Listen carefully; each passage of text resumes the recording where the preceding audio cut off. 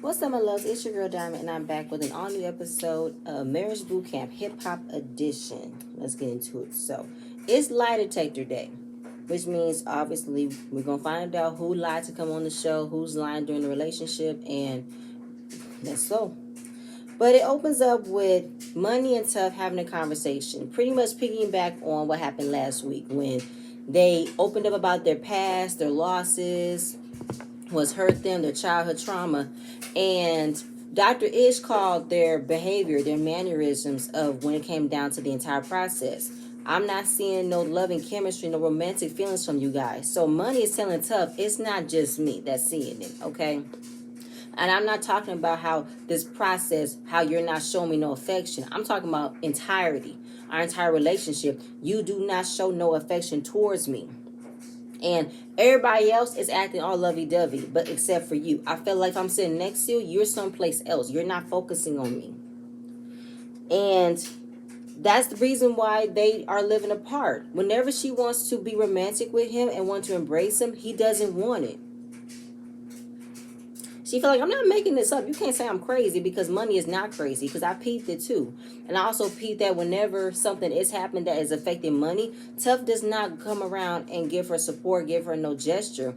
Dr. Ish told Money and Tough to give gestures to each other. I'm like, damn, you gotta tell someone to show love to someone you're supposed to be loved with, you're supposed to have a relationship with. So Tough said, he keeps on saying sex. He said sex was never the problem, but during what happened with cheating, some privileges was being taken away.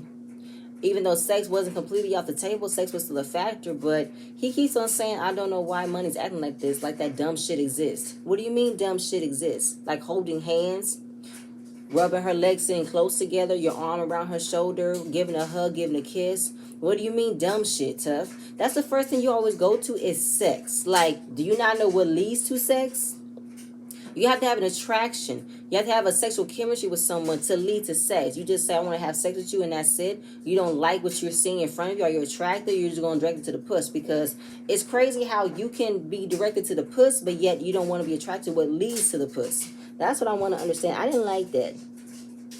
But to me, I feel like it's same how tit for tat, how Money took away the privileges of helping him get his career off the ground. I think Tough took away privileges of showing any type of romanticization with Money. No hand holding, no kiss, no love, no nothing. He pretty much punished her for not helping him get to where he at.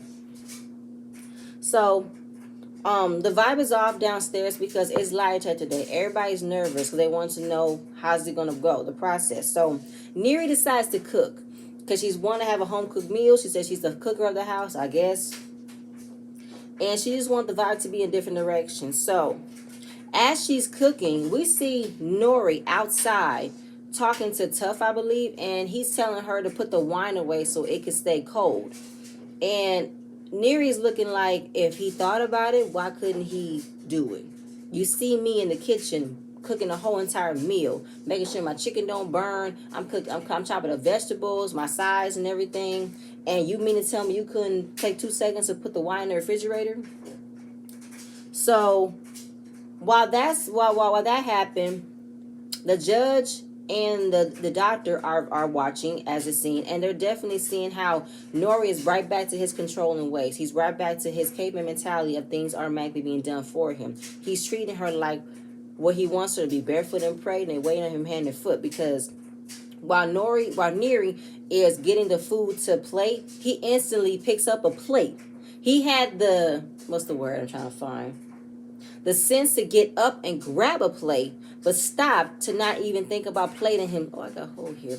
He stopped mid getting his own plate, handed it to Neri as if Neri does not have octopus hands, as she's doing all these things at once, multitasking. And he said, would you mind fixing me a plate? Would you mind? So the judge is like, just like that. So disrespectful, not considerate. And they did do a flashback of when Nori was helping Neri in the kitchen because she decided to clean the dishes that night and he helped put the trash away. That was it. When they haven't seen him put that type of effort to help her since. Nope. And like they feel like he's going back to his old ways, and it's kind of like she's the one screaming for help and help, and you're saying you want to do better, you want to contribute more, but we're not seeing it. It took you one time to say. That's what I said before. Excuse me. I said I think he feels like he's taking part of the drill. He's taking it in and he's doing it, but I think he's doing it to show that I can do it. But he doesn't believe he can do it all the time, because that's not what he thinks he should do. He feels like I should help with her with the dishes once in a while. I should help her out with cleaning the kitchen once in a while. I should help her out with plating the food once in a while. Just as so she doesn't hear me say, or I don't have to hear her say, I don't help. I helped you that one time, remember? That's all it is. So, but they haven't had a one-on-one time with Nori and Neri. So they want to have a one-on-one to see where the problem's at. See if they're still the same way. So, the doctor talks about, you guys have kids. How many kids y'all have? They have one son together, but he also has two other kids outside of the marriage. A 14-year-old and a 20-year-old. So, it's basically, trying to understand. Why do you want to have another baby? So, he's talking about, I miss birthdays. I miss celebrations because I was over the road. I was touring. And she just feels like, I don't think having a baby right now with me trying to open up a business is going to be a good thing. It's not going to be I'm not going to be able to balance that, because I'm going to be trying to balance running a business, being a mother, and also being a wife to you. Meaning that she has to be present for everything, and you're going to get upset if you're not having all the time that you want from her. But Nori said he wants to go deeper with saying he missed births. So he must have missed all his kids' births, meaning the births with Neri, the birth with the 14-year-old, and the birth with the 21-year-old. So he wants to get that time back. And Neri says that she never knew it was that deep, because she thought it was him trying to control the situation of keeping her at home and not having her spread her wings and become a businesswoman, become a success. I said, Neri, don't fall for that. I didn't find any deeper. I understand about first, okay? When I was pregnant with our son, it was a conversation of whether or not my husband would have been able to see the birth of his son, because he was working. But he took the time to get that time off and then some to come witness the birth of his first child. He was there. And he was also there for his second child being born. He was present. So there are a lot of firsts that you might not get in the beginning stages when you have your child. Their first walk, their first word, their first cry, their first laugh. I understand all of that. But I keep on saying your kids are not out the door yet. You still have time to be a first for them. You could be the first to get them a car. You could be the first for them to graduate high school, graduate college, open a business, get married, maybe gift you your own grandchild. You're still able to be a first for your kids now. Just because you wasn't there for the beginning ages doesn't mean you've lost all chances and all hope for their teens and adulthood. There are tons of firsts happening all through their ages as they get older. So I just still feel like Nori is still trying to control the situation of controlling Neri by having her stay where he wants her to stay. In his presence, in his sight, doing what he wants her to do, which is be barefoot and pregnant, take care of the house, and making sure all her attention goes to him. And it's still not clicking to him, because she keeps on. It was a simple question that Dr. Edge asked her.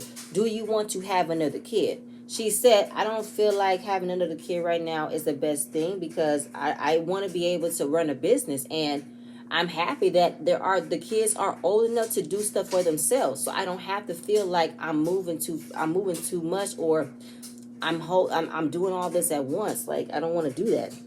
But he wants her to say, I just want her to hear her say she will eventually try. We will eventually have kids. But that's a big topic to resolve. That's a big compromise. Neri, just say you don't want to have another kid. That's totally fine. Just say you don't want to. So, lie detector day. And it's all about getting the truth from your partner, the truth about the relationship, and what you're going to do what the results come up from that. So they're going to talk about the questions, whether or not the question that you ask is deemed appropriate, and if it's not, they overrule it and ask their own questions. And of course, we want to make sure you're not giving your partner an easy question that you give them an easy out. No, we want the hard question that you guys came into the process with, wanting to know the answers. So Nori and Neri, his question was, why did it take so long to get your name changed? Flip it. Do you want to have another baby? That was the question. And Neri's question is, will he stop controlling? Flip it and says, can Neri, will you support Neri? Can she be a success, a woman of career, can she be a successful career woman and without your involvement? Can she succeed without your involvement? So we got that. Nori's question to Neri, do you want to have another baby? Neri's question, can you succeed without having Nori around? Like, can Nori give you your space to succeed? Can he give that to you? Tough and Money. He wants to know if they can move forward from the infidelity. Basically, he wants to ask, can Money forgive you for your infidelity? Money wants to know, will he be will he be emotionally available for me and my daughter? Meaning, can Tough be in a monogamous relationship with Money? Amber wants to know if Mouse is ready to be with her and only her. Do you want to marry me, be with me, have kids with me, build a family with me? And they kept that. But also, it was, yeah. Can Miles be in a monogamous relationship with Amber? Miles wants to know, basically, can she marry a bisexual man? So, they take the test, they're miking them up, they're nervous. And then the men go mic up, they're nervous. So, the men were talking about what was going to happen if the answers were correct or the answers weren't what they wanted. And if they are, you think there's going to be something else hidden under there. So the women gets their turn, and it's the same thing for the women. Do you honestly believe he's going to say yes to the question, and is it going to be what you want to hear? So after that, the men and women are discussing, or what they can discuss, about the lie detector test, and I'm just waiting for the results, you know what I'm saying? But it's pretty much, this is going to be a recipe for disaster, because there's so much to be unknown that is making everybody else, or making majority, Amber and Miles, question each other, and it's getting to a bigger fight. And yeah, it got to a bigger fight because after that, Miles and Amber are outside having a conversation, and he's asking her, "What did you say yes to?" I do believe that that Amber was just chilling, and she answered as much as she can because she wasn't trying to get into it, because this was a very nerve-wracking thing that was happening. And Miles asked her, what percentage have I given you through the course of 20 years? 20% of happiness and love. She said 50%. He thought that was really low, and that hurt his feelings on how I gave you half love and I gave you a whole bunch of sadness and heartbreak. She said, yeah. So I believe that he took it to heart, and he tried to throw it back at her for making him feel like that. But she said, that was my truth. And since you don't like my truth, you're getting upset. And then it's just like what Money said. These questions that were asked, and since we do not know the results, we're making something that's so small, so big. We're working ourselves up over something we don't even know yet. So Tough and Money do believe that Miles sometimes can be the agitator, and if Amber could not react and just chill, then it wouldn't be like this. But Miles know what buttons to press, you know what I'm saying? And yeah, it was like that. So he tried to apologize. She didn't want to take it. And to me, I believe that Miles and Money are so tired of Amber and Miles going back and forth, because they're both petty. They do tit for tat all the time. So while Nori is definitely wondering what's going on with the results, he's not even worried about the question that was asked of him. Can he succeed? Can Neri succeed without him? He wants to know, does she want to have another baby? So he calls the downstairs phone to call the producers and ask him, can he go up to his room to use the restroom? Because he didn't want to use downstairs. I think he had to take a shit, hence why he went upstairs. So he went upstairs, used it. Obviously, it was so loud, Neri knew what it was. That's why he had to go up here. But what got me was when he said it would hurt my feelings if Neri said no, she didn't want to have a baby, because I would feel like, why would she want to have so much concentration on a business and not her baby? But at the same time, Neri didn't say yes. Again, why are you still trying to hold her into this baby making process? If Neri does not want to have another kid, she just want to have another kid. Like, I don't know. I just didn't like the fact that he's still not trying to open his mind to look at his wife more than just his chauffeur, more than just the mother of his kids. He needs to look at her as his partner, a girl who wants to stand on her own and makes her own success. Like when they talked about the message in a bottle, Neri wants to be recognized as a celebrity. She wants to have her own success. She does not want to be labeled as Nori's wife. So the judge comes out, and she's not going to give them the results until tomorrow, but she did say that for the first time in boot camp history, at least one of the couple was deception indicated. So while that's going through their brain, they're about to have their single night. Since they can't go to the club during COVID, they brought the club to the house. So obviously everybody's getting dressed and everybody's receptive on who lied and who's the deceptive one. Everybody, at least one person from each couple was lying. We need to figure out who it was. But they're gonna stop thinking about that for the moment and just enjoy their night. Everybody's getting dressed. Excuse me.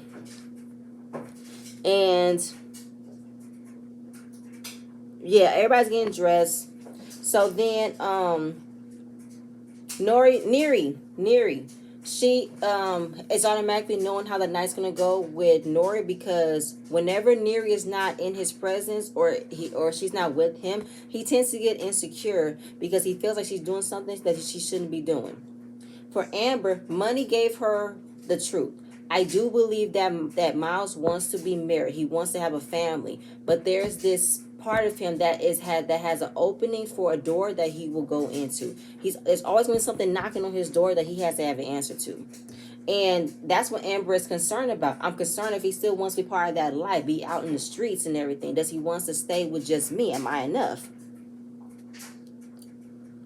Because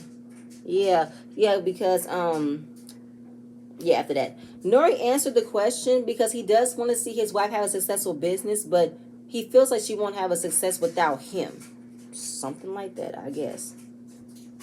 So Tough was explaining on, the trigger.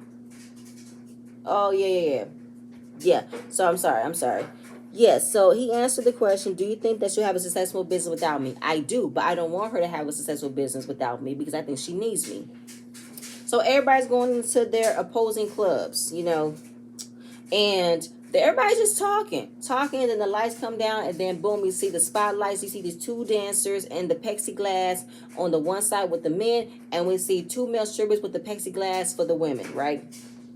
So while they're getting into the groove, Amber is so excited she instantly picked up the ones and started throwing on the stripper, because she also said that Miles and her go to the strip club and she's not insecure. Meaning they have a lot of outside activities going on. They have a good time going out. It's just something else in between that time. So Miles is definitely excited about the stripper. You know what I'm saying? And Tough and Nori feels like this is a trap. This is a trap. Stay away. Don't do it. Don't do it. So obviously Nori is already calculating on how it's going. We get two female strippers here. First of all, COVID, but they're behind plexiglass. And he's thinking, if we get two female strippers here, I know there's male strippers on the other side. And he gets very insecure and very jealous because he's like men around his wife. Nori, I know you have a sudden fear of Neri leaving you because you probably feel like you probably don't excite her anymore. You probably feel like you're not as attractive as you were 20 years ago, 10 years ago. But you're going to have to come up with a different way of showing your wife that you love her, but you also have to trust yourself and trust that Neri is not doing nothing she's not supposed to. It's the same as how you trying to control her when she has friends with. You feel like the friends she's hanging out with is going to lead her down the path of unrighteousness, or lead her down the path of hold them. Just because her friends have that type of lifestyle doesn't mean that she has to follow. She can still have a good time and not follow with them. She knows right from wrong. I don't know why you won't trust her, but this is his fear of him being alone, him being gone, him being without someone, not having that time to fully, I would say, love someone, and he doesn't want to be left. But you're gonna have to come up with different tactics, sir. You can't just be jealous of every time your wife is in a company of a man and you're not trusting yourself. That's not Neri's fault. That's yours. So everybody's having a good time. There's a card that says you can receive a private dancer in the boom boom room. Miles instantly took that as bet. You ain't got to tell me twice. So he's receiving it, but then as he's receiving it, Money and Amber and Neri, they're all dancing and talking. They turn on to see the live feed. So they're like, oh, okay, who is this around my man? But what made it more uncomfortable was Miles' interactions with the stripper. He was licking his tongue, sticking it out, rubbing across his chest. So obviously she sees him acting like that, so she becomes petty and get her own private dance with the male stripper. She's having a good time, right? So the live feed is now reciprocated to the men's club, and Tough and Nori are seeing it, and they call Miles to have him see. So he felt like, you see, because Miles was pretty much like, fuck it, this is my night to do what I need to do. I don't give a damn if that lie detector test says true or false. I'm living my life and do what I need to do. So the fact that he was already knowing that Amber would do something like this, and he said, that's why I did my shit. I knew she was going to do this, but you did it first. You did it first, and Amber was just following pursuit, being tit for tat, which means you guys have a very petty streak. You guys go up a level that's petty, petty, petty, and then it's like y'all just blow up. But after Amber got her dance, she was just done, having a good time. Miles took it as, I bet I'm going to take it a step further. So he went back to the boom boom room, ended up grabbing his junk, rubbing it, stood up and said, you want to spend the night? Talking to the stripper. And that's when Amber, Neri, and Money felt like, okay, that's no. He took it too far. Neri saying he's petty. He did that because he's petty. So, yep. So,